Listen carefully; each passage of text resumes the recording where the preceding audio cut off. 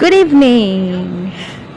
এবারে পুজোর ছুটিতে আমরা কোথাও ঘুরতে যেতে পারিনি, তাই ছট পুজোর ছুটিতে সাডেন প্ল্যানে আমরা বেরিয়ে পড়লাম মন্দারমণি। আগের দিনই ঠিক হলো, প্রত্যেকবারের মতন কোথাও ঘুরতে যাওয়াটা আমাদের এইভাবেই হুটহাট করেই ঠিক হয়ে যায়।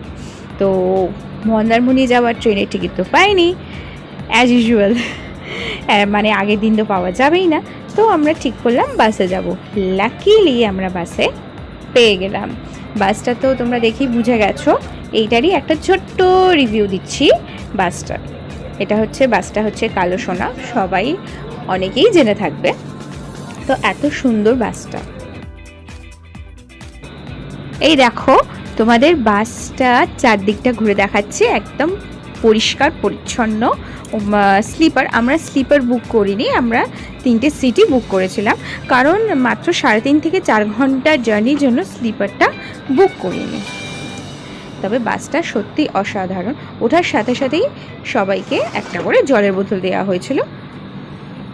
আর বাসের টাইম ছিল 7:45, হাওড়া না, ধর্মতলা এসপ্ল্যানেড থেকে। আর যথারীতি আমরা 7:15 মধ্যেই পৌঁছে গিয়েছিলাম। 7:30টার মধ্যে আমরা সবাই বাসে উঠে গেছি এত স্মুথলি। আর একদম টাইমের আগে আমরা নেমে পড়েছিলাম একদম আমাদের গন্তব্যস্থলে। অসাধারণ একটা এক্সপিরিয়েন্স ছিল, কারণ মানে বাস জার্নির যে কষ্টটা সেটা সত্যি ফিল করতে পারিনি। তোমরা কিন্তু যদি মন্দারমণি আসো একবার ট্রাই করতে পারো। ওকে, টাটা,